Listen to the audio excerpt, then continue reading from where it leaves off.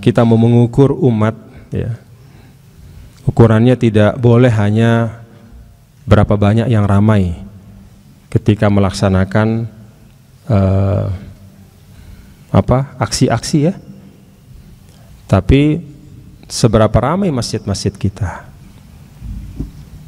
Hati-hati pada sesuatu yang kita anggap sebagai suatu kemenangan tapi kemudian tidak menambah keimanan kita kepada Allah Subhanahu wa taala, tidak mengokohkan istijabah kita, tidak menyebabkan masjid-masjid kita kemudian terus-menerus makmur dengan yang mengisinya.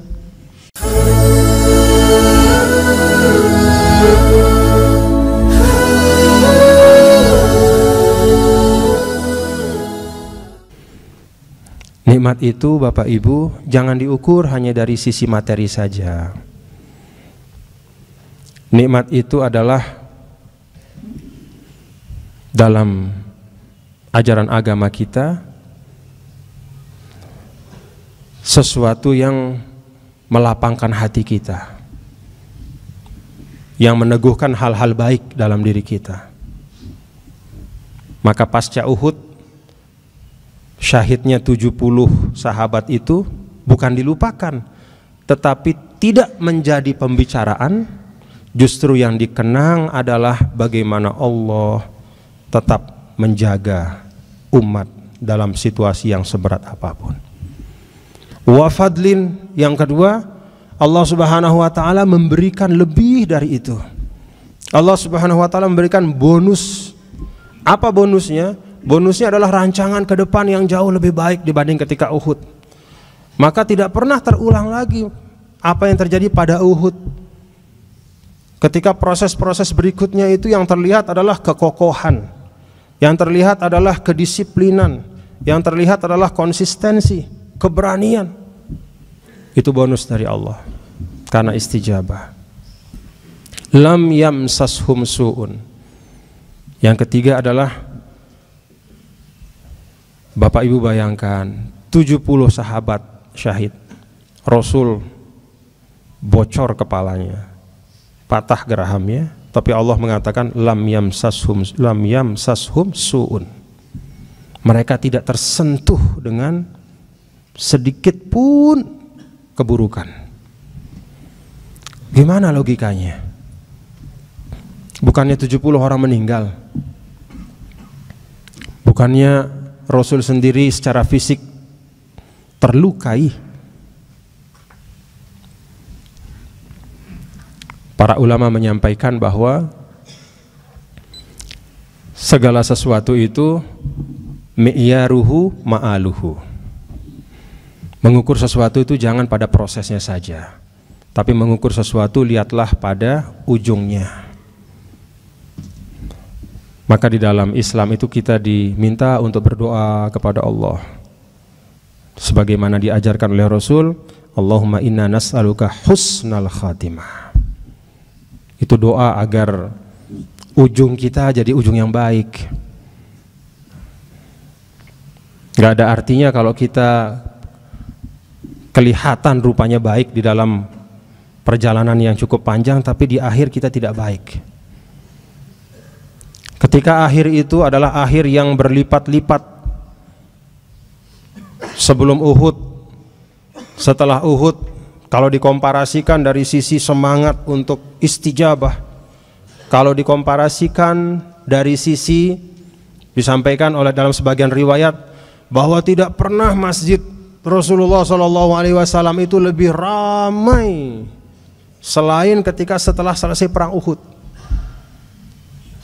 Jadi masjid Rasul itu setelah perang Uhud, yang kalau hitung-hitungan manusia itu kalah, tapi justru masjidnya semakin ramai.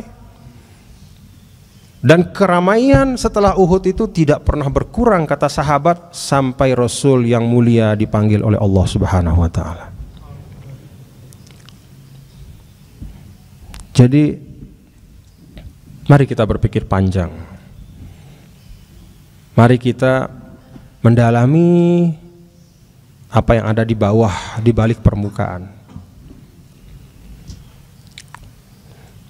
Maka bapak-bapak dan saudara-saudara, kalau misalnya kita mau mengukur umat, ya, Ukurannya tidak boleh hanya berapa banyak yang ramai ketika melaksanakan aksi-aksi ya. Tapi seberapa ramai masjid-masjid kita. Hati-hati ya, seperti kata Ibnu Athaillah As-Sakandari, sebaik-baik maksiat adalah yang melahirkan taubat. Seburuk-buruk taat adalah yang melahirkan kesombongan. Jadi jangan tertipu. Kita teriak-teriak mengatakan, wah umat Islam hebat, umat Islam kuat, tapi masjid kita tidak rame-rame. Buat apa? Hati-hati pada sesuatu yang kita anggap sebagai suatu kemenangan, tapi kemudian tidak menambah keimanan kita kepada Allah Subhanahu wa taala, tidak mengokohkan istijabah kita, tidak menyebabkan masjid-masjid kita kemudian terus-menerus makmur dengan yang mengisinya. Bahkan mungkin lebih baik seperti Uhud itu. Jadi maksiatan awrathat dzullan. Ada suatu kesalahan tapi kemudian menyebabkan secara kolektif ada proses untuk mengkoreksinya. Dan lalu kemudian menghadirkan kedekatan kepada Allah Subhanahu wa taala. Tentu ya kita berharap kalau bisa ya menang, berhasil, lalu kemudian melahirkan dan mewariskan kedekatan, dibanding harus dicoba dulu ya. Kita berharap tentu yang seperti itu, yang langsung keberhasilan-keberhasilan yang dimaknakan sebagai kesyukuran, lalu kemudian semakin mendekatkan diri kita kepada Allah. Wattaba'u ridwanallah. Yang terakhir, ketika istijabah itu konsisten, tetap dalam yang baik, betapapun buruknya kelakuan orang secara personal maupun kolektif, kita jaga kebaikan itu dengan ritme yang konstan. Terus kita jaga, kita latih diri kita untuk konstan dalam kebaikan. Terus mau hoax kayak apa, mau fitnah kayak apa, mau umpatan, tetap kita dalam baik. Terus kita latih. Wattaba'u ridwanallah. Hasil akhirnya insya Allah kita akan mendapat ridho Allah Subhanahu wa ta'ala.